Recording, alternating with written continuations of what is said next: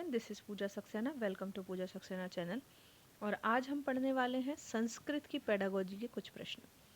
तो देखते हैं संस्कृत भाषा की पेडागोजी का पहला प्रश्न। पहला है, वर्तमान वैज्ञानिक प्रतिस्पर्धा व व्यस्तता के युग में कौशल का विशेष महत्व है। कौन सा कौशल है जो सबसे ज़्यादा महत्वपूर्ण है वर्तमान के युग में?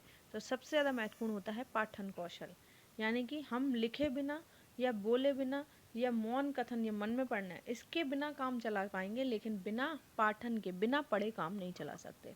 पाठन कौशल महत्वपूर्ण है। 3R के अंतर्गत क्या आता है? 3R होते हैं रीडिंग, राइटिंग और अरिथमेटिक। ठीक है, तो आंसर है राइडिंग नहीं आता। 3R के अंतर्गत क्या नहीं आता? तो राइडिंग नहीं आता। 3R में प्रथम स्थान किसका है? तो प्रथम स्थान है आपका 3R के अंतर्गत पढ़ने का, रीडिंग का। नेक्स्ट है देखो और कहो विधि। देखो और कहो विधि प्रत्यक्ष विधि होती है वैसे तो, लेकिन यहाँ पर देखो और कहो विधि का मतलब है चित्र विधि। जहाँ पर चित्र को बच्चा देखेगा कि ये गिलास का चित्र है तो गिलास कहेगा। लेखन कौशल की विधि नहीं है। लेखन कौशल की कौन सी विधि नहीं है? तो लेखन कौशल की भाषा यंत्र विधि नहीं होती। चित्र विधि भी लिखने का ही काम है, सूत्र विधि लिखने का काम है, मंत्रणा विधि माने कोई सूची बनाना, कोई विचार करना, आपस में बात करना, ये सब भी लेखन कौशल की विधि हो सकती है। भाषा यंत्र विधि लेखन कौशल की नहीं है। भाषा कौशल या भाषा कौशल के विकास में भाव ग्रहण किया जाता है। तो भाव जब ग्रहण करते हैं तो उसके लिए सुनना पड़ता है और पढ़ना पड़ता है। ये अर्थ ग्रहण, भाव ग्रहण के लिए सुनना और पढ़ना होता है, और अभिव्यक्ति के लिए बोलना और लिखना होता है। सातवां है आपका भाषा कौशल के विकास में भाव का प्रकाशन कैसे होता है? तो भाव का प्रकाशन होता है, अभिव्यक्ति होती है बोलकर और लिखकर। ये आपके अभिव्यक्तात्मक कौशल भी कहलाते हैं। नेक्स्ट है आपका, निम्न में से कौन सी वाचन कौशल की विधि नहीं है?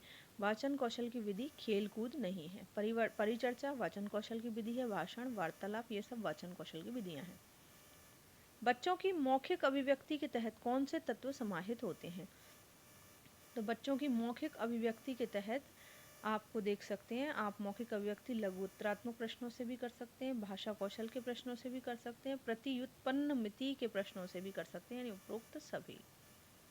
त्रिभाषा सूत्र के अंतर्गत कौन सी भाषाएं पढ़ना अनिवार्य है? दिए गए विकल्पों में से गलत छापना है। तो प्रादेशिक भाषा पढ़ना होगा, हिंदी भाषा पढ़ना होगा, अंग्रेजी भाषा पढ़ना होगा। ये त्रिभाषा सूत्र है, लेकिन विदेशी भाषा त्रिभाषा में शामिल नहीं है।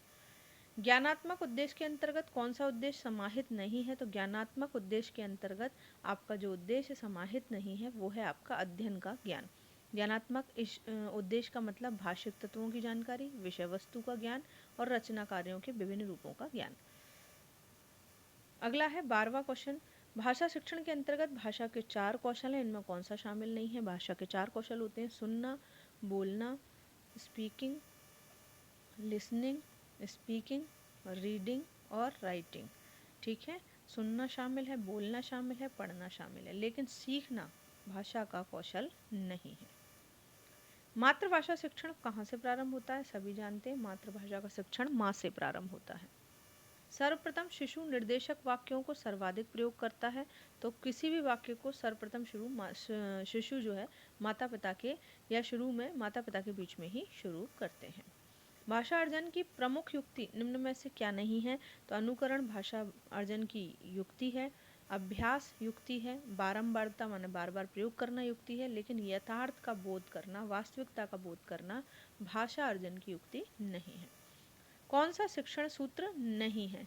तो कौन सा शिक्षण सूत्र नहीं है? तो हमने शिक्षण सूत्र भी पढ़े हैं। शिक्षण सूत्र होते हैं आपके ज्ञात से अज्ञात की ओर, सरल से जटिल की ओर, मूढ़ से अमित की ओर, लेकिन वैराग्य कोई शिक्षण सूत्र नहीं होता। ऑप्शन डी इसका राइट आंसर है।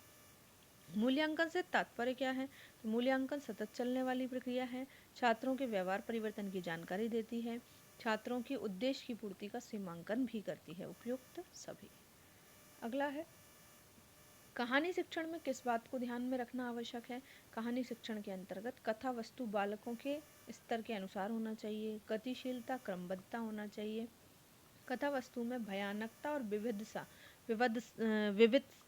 विभत्सा ना हो, यानी कि भयानकता माने डर और विभत्सता का मतलब होता है घृणा, ये नहीं होनी चाहिए। तो ऑप्शन सभी यानी कि उपरोक्त सभी जो है इसका सही आंसर। लिंगुआ फोन किस प्रकार की सहायक सामग्री है? तो लिंगुआ फोन जो है आपकी श्रव्य सामग्री है। निम्न में से कौन शारीरिक कारणों में आता है जिसमें विकार होने के कारण बालक में उच्चारण संबंधी अशुद्धियां हो जाती हैं? तो विचार या कोई भी ऐसा विकार जो उच्चारण संबंधी त्रुटियों को दर्शाता है, वो जीवा का भी हो सकता है, नाक का भी हो सकता है, होंठ का भी हो सकता है, उपरोक्त सभी। भाषा अधिगम शिक्षण प्रक्रिया के प्रमुख घटकों में से कौन सा नहीं है?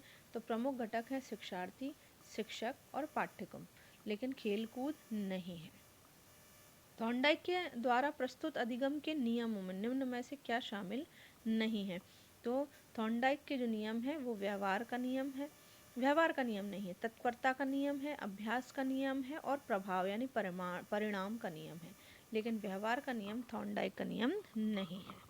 तो आंसर होगा ए ऑप्शन। चलिए नेक्स्ट वीडियो में हम नेक्स्ट क्वेश्चंस को देखते हैं।